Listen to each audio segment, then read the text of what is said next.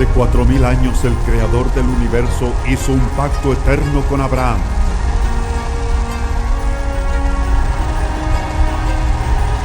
Toda la tierra, desde el Éufrates hasta el Nilo, pertenece a los hijos de Israel.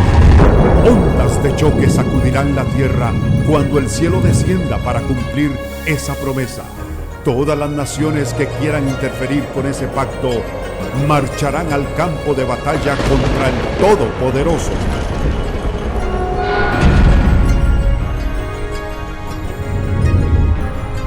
Prepárese para un rudo despertar. Con ustedes, Michael Root.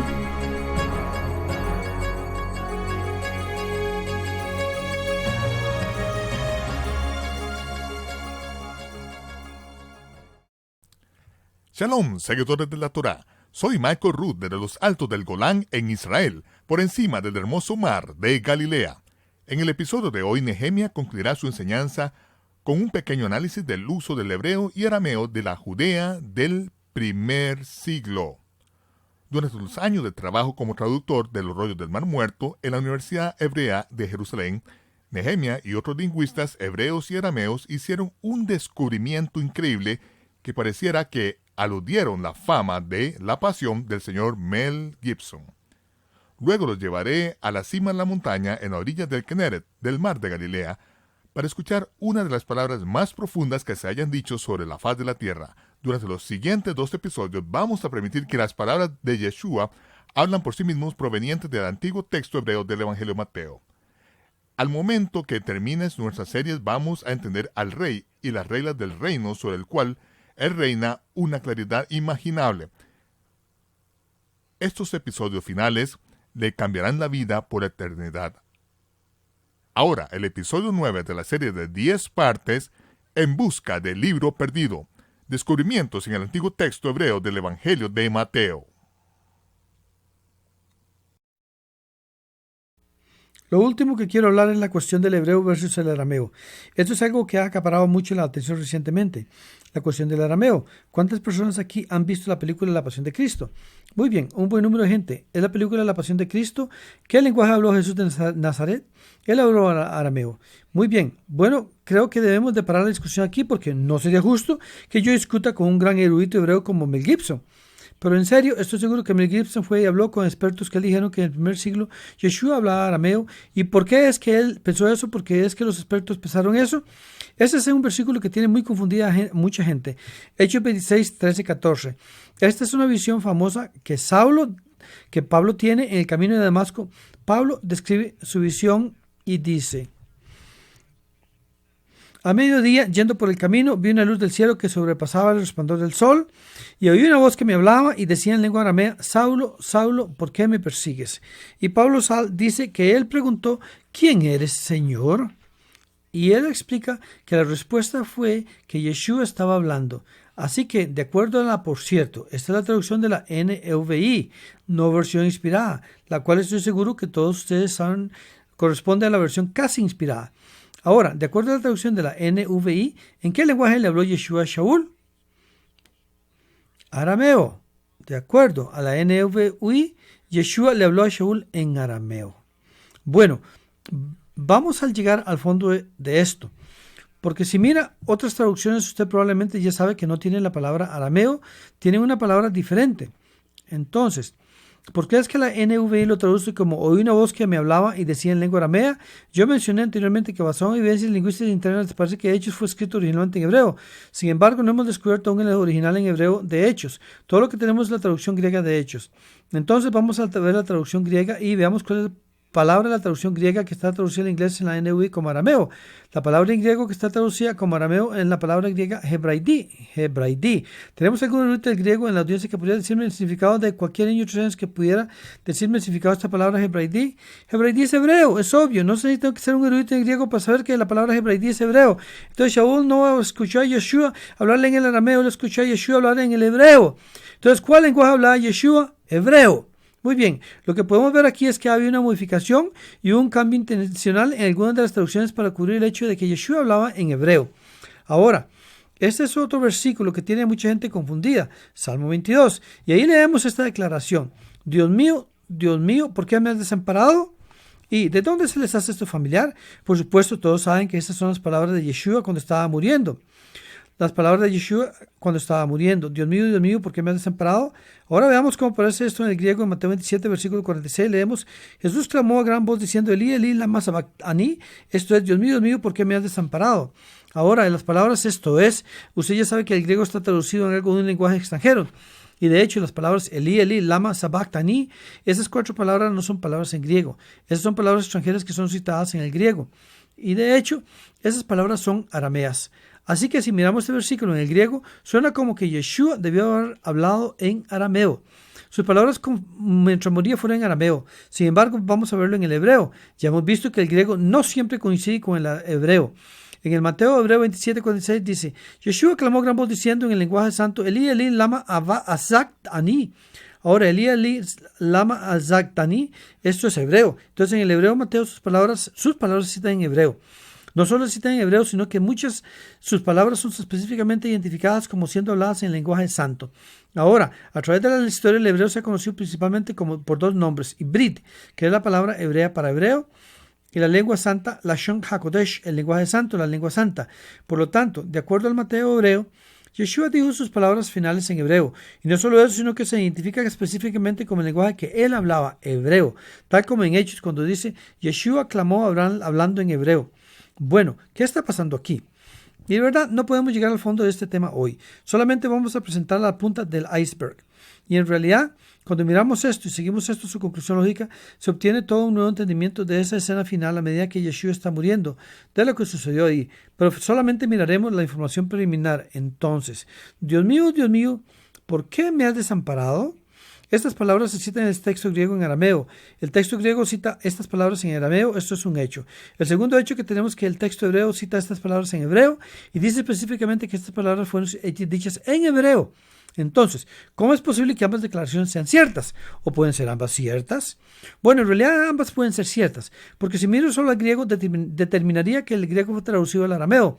Y si miro el hebreo, yo determinaría que el hebreo se hablaba en hebreo y se escribía en hebreo. ¿Cómo puede ser que ambos estén en lo correcto? La única manera de que ambos estén en lo correcto es si hubiese una frase en arameo que faltara. Y lo que pasó aparentemente fue que del hebreo se tradujo al arameo y luego del arameo fue traducido al griego. Y de verdad hay mucha evidencia para respaldar esto, que el griego fue traducido de un original en arameo. Eso pareciera, a partir de esta evidencia y muchas otras evidencias que no puedo profundizar ahora, que el arameo fue una traducción del hebreo. Ahora, eso es muy importante, porque lo que significa es que el griego no es una traducción de segunda mano del hebreo, es una traducción de tercera mano del hebreo. Y recuerden que Papía nos dijo, Mateo escribió su evangelio en hebreo y muchos hicieron lo posible por traducirlo. Bueno, aparentemente los traductores griegos le echaron un vistazo al hebreo y dijeron, de ninguna manera voy a ir directo a la traducción aramea. Y lo que tenemos es la traducción del griego. Hablo mucho más acerca de este tema en mi libro, El Yeshua hebreo frente al Jesús griego. Me gustaría decir algunas palabras para concluir. Yo mencioné al principio que no miro a Yeshua como el Mesías y eso no ha cambiado. Yo creo estrictamente en el Tanakh, el Antiguo Testamento. Sin embargo, mi entendimiento de quién era Yeshua ha cambiado. Inicié haciendo este estudio creyendo con la mayoría de los judíos que Yeshua vino a usurpar la Torah, a llevar a la gente por mal camino, a cambiar y modificar la Torah y a llevar a la gente lejos de la Torah. Y ahora he encontrado que en el Evangelio hebreo de Mateo, el Yeshua hebreo en realidad estaba llevando a la gente de nuevo a la Torah, defendiendo la Torah, diciendo, si la autoridad de ellos es que ellos se sienten en la silla de Moisés, entonces hagan lo que dice Moisés. Él no ha venido a cambiar ni una jota ni una tilde, sino que él está defendiendo la Torah. Gracias.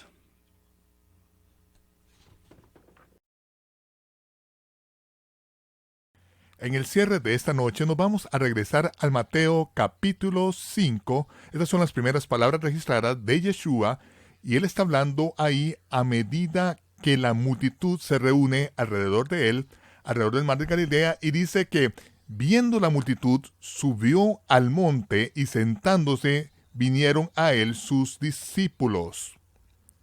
El resto de las personas que seguía a Jesús en buenos momentos con sus camisetas y gorras de WWJD se quedaron ahí bajo la playa soleada esperando que regresara para alimentarlos con unos cuantos panes y peces más, pero sus discípulos, aquellos que realmente eran disciplinados, aquellos que realmente tenían hambre y sed de justicia, subieron a la montaña siguiendo sus pasos y lo escucharon a él a medida que abría su boca y les enseñaba diciendo, bienaventurados los pobres en espíritu, porque de ellos es el reino de los cielos.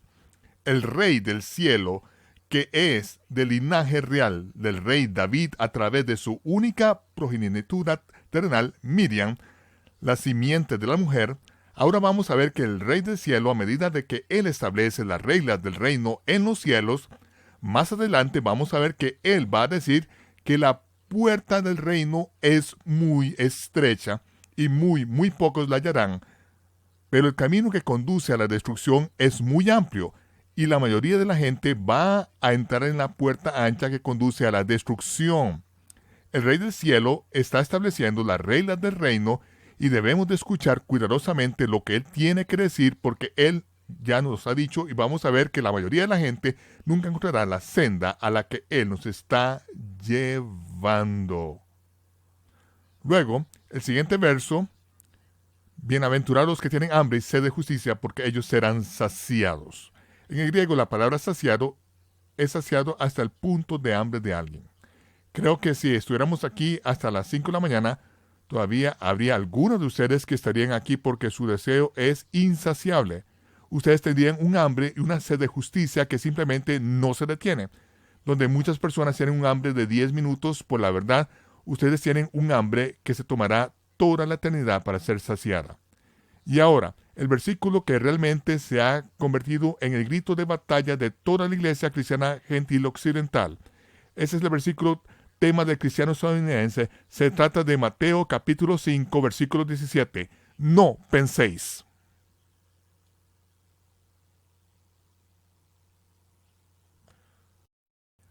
No penséis.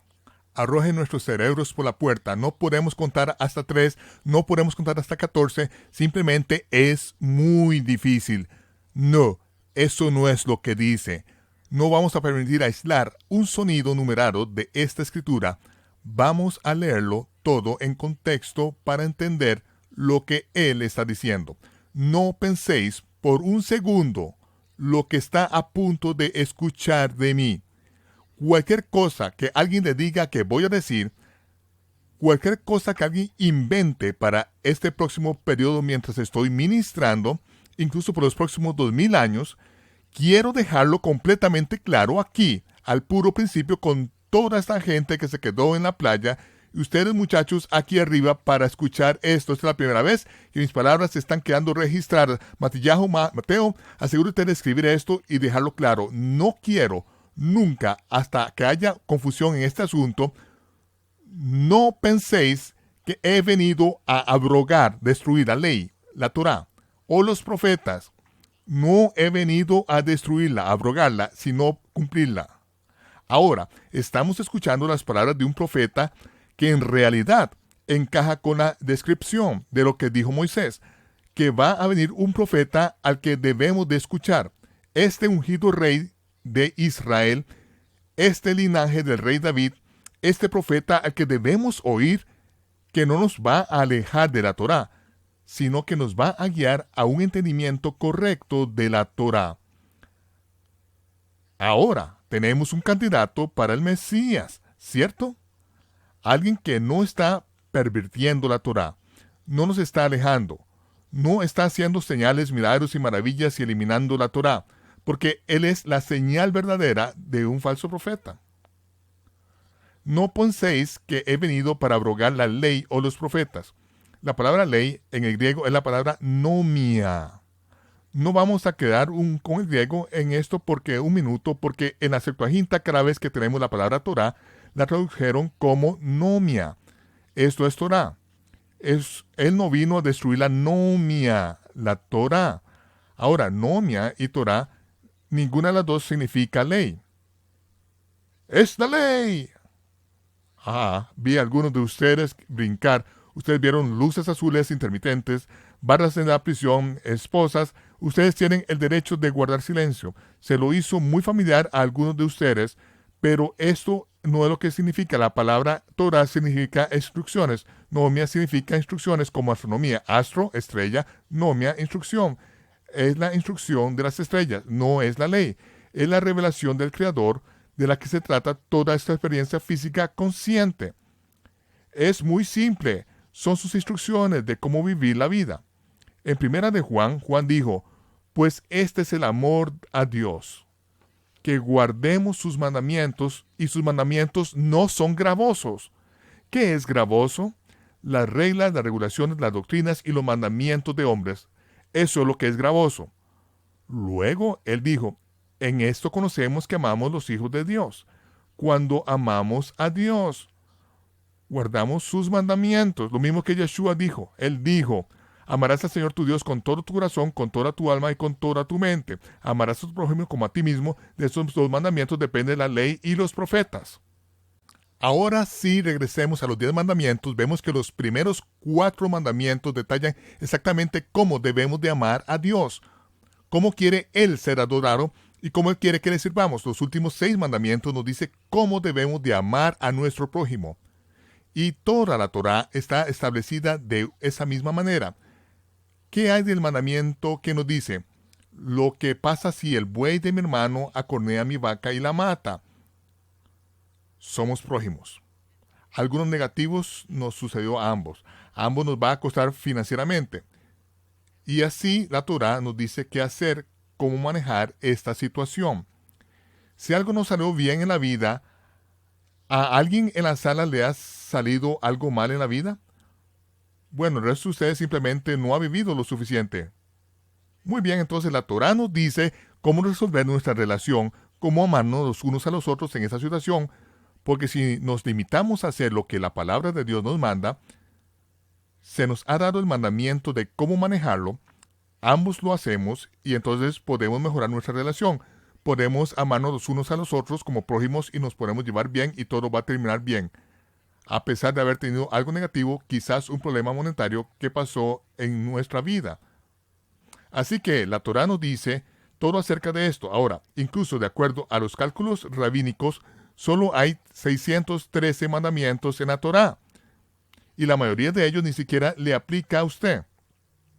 Algunos están escritos solo para niños. Algunos están escritos solo para las mujeres. Algunos están escritos solo para los hombres. Algunos son solo para los levitas entre los hombres. Otros están escritos solo para los kohanim entre los levitas entre los hombres. Y otros solo para los Cohen cuando está trabajando en el templo entre los levitas entre los hombres. Y si alguien lo ha notado, ni siquiera hay un templo en el día de hoy. Solo 613 mandamientos en total.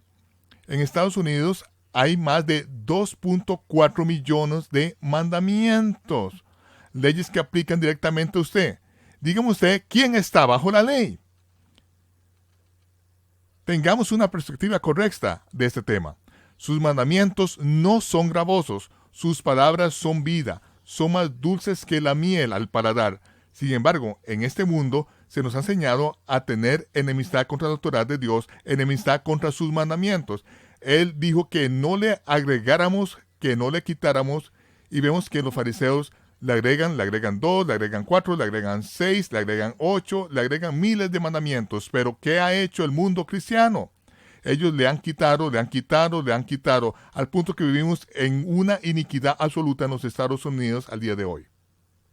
El pecado y la perversión sexual en la iglesia y entre el clero es absolutamente epidémico, ya que hemos eliminado la Torá. Yeshua dijo, no penséis que he venido a abrogar la ley, la Torá o los profetas. No he venido para abrogar, sino para cumplir. No he venido a destruirla, sino a cumplirla. Mucha gente en Estados Unidos tiene una idea de que los profetas son adivinos, que ellos predicen el futuro. No, ese no es el trabajo del profeta, ni del que Moisés habló, ni de los que operaron a través de la historia. El trabajo del profeta es instruir al pueblo en la Torá, que el cerco que rodea al pueblo de Dios, y los profetas dicen, vuelvan dentro del cerco. Todos ustedes están fuera de la voluntad de Dios, todos vuelvan a entrar. Ahora, si ustedes no lo hacen, les voy a predicar su futuro y no va a ser un bonito escenario, les cuento. Pero no fueron profetas que no hicieron más que dar palabras suaves acerca de las futuras fortunas de la gente. Eso es lo que se han convertido los profetas en la iglesia cristiana en Estados Unidos. Solo haga fila después de que recibamos una ofrenda para liberar la unción y le profetizaremos y lo escuchará. Serán nada más que palabras livianas acerca de sus futuras fortunas. Nadie le está diciendo al pueblo de Dios que regrese a las instrucciones, que sea obediente a la Torá. Se han quedado absolutamente sin ley. Yeshua no vino a abolir la Torá o los profetas, sino a cumplirla, porque de cierto os digo que hasta que no pasen el cielo y la tierra, ni una jota, ni una tilde pasará de la Torá hasta que todo se haya cumplido. Entonces hago la pregunta, ¿ya pasaron el cielo y la tierra? Incluso para el observador casual, es como que nadie podría cometer un error en esto. ¿Toda la Torá y los profetas se han cumplido? La mitad de la Torá, la mitad de los profetas, la mitad de las fiestas del Señor, las fiestas de la primavera del Señor, hablan del Mesías como el siervo sufriente, el sacrificio expiatorio de pecado. La otra mitad de la Torá, la otra mitad de los profetas, la otra mitad de las fiestas del Señor, la fiesta del otoño del Señor, hablan del Mesías como un rey triunfante, conquistador, sometiendo al mundo, gobernando con justicia. Así que, nuevamente les pregunto, ¿toda la Torá y los profetas se han cumplido? No, no, absolutamente no. Discúlpeme. Erráis ignorando las Escrituras. ¿De cuáles Escrituras estaba hablando Yeshua? Mateo, Marcos, Lucas, Juan, Hechos, Romanos, Primera y Segunda de Corintios, Gálatas. Estas no existían. Era la Torá, la base de eso era de lo que él estaba hablando. Si no entendemos la base fundamental de lo que se trata en esta vida e incluso de lo que deberíamos esperar del Mesías, entonces podemos tergiversar por completo las Escrituras y terminar destruyendo nuestras vidas. Él continuó diciendo, de manera que cualquiera que quebrante uno de estos mandamientos muy pequeños. Ahora vamos a quedarnos con el contexto de cuáles mandamientos estamos hablando. Los mandamientos en la Torá. De eso es lo que se trata el contexto. De manera que cualquiera que quebrante uno de esos mandamientos muy pequeños y así enseñe a los hombres muy pequeños será llamado en el reino de los cielos, el reverendo pequeño, el pastor pequeño. Mas cualquiera que los haga y los enseña, este será llamado grande en el reino de los cielos. Así que alguien dirá, está bien, tal vez ya no sea llamado grande en el reino. En realidad no quiero ninguna persecución, no quiero perder a nadie de mi congregación, no quiero perder a ninguno de mis amigos, simplemente voy a ser pequeño. Bueno, le pregunto, ¿qué es ser el más pequeño? Pequeño es un término relativo, ¿cierto? Así que les voy a pedir que consideren cuál es el más pequeño de los siguientes productos vacunos en la pantalla.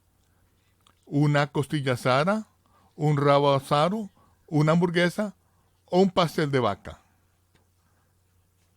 Solo estoy tratando de que usted mire esto de una manera realista. He tenido mucha experiencia paliando el desecho fecal en la granja que lo he tenido paliando el desecho en el restaurante de carne. Pero cuando usted oye lo que Yeshua dice, se da cuenta que el desecho fecal sería algo comparado con lo que él tiene que decir. El más pequeño en el reino. Ahora, él dice, mas cualquiera que los haga, los mandamientos, y los enseñe, los mandamientos, este será llamado grande en el reino de los cielos. Él no será llamado grande en la tierra, se lo garantizo, pero en el cielo, él será llamado grande. Porque os digo que si vuestra justicia no fuere mayor que la de los escribas y fariseos, no entrarías en el reino de los cielos. Ahora, note que él no usa como ejemplo a traficantes de drogas o pervertidos sexuales o vagabundos de barrios bajos. Él les está escribiendo a escribas y fariseos, los escribas y los hombres que disciplinaban sus vidas para sentarse en todo un año y escribir la Torá sobre los pieles de 55 ovejas. Meticuloso. Él no está diciéndoles tonterías detrás de los oídos a los graduandos del seminario. Él está hablando acerca de disciplina, hombres que ponen sus vidas en el mantenimiento de las Escrituras. Él usa fariseos en esto también. Dios está hablando de reglas y regulaciones, hablando de aros, en llamas por lo que usted tiene que saltar para describir cada acto que usted hace en su vida. Ciertamente cualquiera que se disciplina así, mismo nivel, para empezar, si te queda el zapato, póntelo primero para que lavan las manos, y oraciones dicen, sin duda. Pero él dijo, porque si vuestra justicia no fuere mayor que las escribas y fariseos, bueno, vamos a decirnos nuestro idioma en el día de hoy, porque os digo que si vuestra justicia no fuere mayor que la mayoría de los miembros religiosos de sus asociaciones ministeriales, los cementerios teológicos y escuelas de ungimiento profético, usted puede besar su tiquete al cielo y adiós. Esa es como la VIN, la versión de la infantería de la marina de este versículo en particular, pero creo que ayuda a dar en el clavo. En el episodio final de nuestra serie, vamos a escuchar la declaración del cierre de Yeshua que une toda su enseñanza. Mientras que la mayoría de gente no lee más allá de bienaventurados, Yeshua fue rápido para atacar y exponer las perversiones religiosas que fueron parte del sistema farisaico en aquellos entonces y aún son parte del sistema legislativo del día de hoy. Yeshua reveló a regañadientes que muy poca gente que decía que le seguía a él alguna vez encontraría la puerta que lleva a la vida, y aquellos que encuentran la puerta viajarían aún así a través de la puerta angosta hasta el fin. La próxima semana le permitiremos a Yeshua mostrarnos la puerta. Acompáñanos nuevamente la próxima vez para el episodio último de la serie de 10 partes en busca del libro perdido, descubrimientos en el antiguo texto hebreo del Evangelio de Mateo. Soy Michael Root, en la Galilea, deseándoles Shalom, paz, y nos vemos cuando se despeje el humo.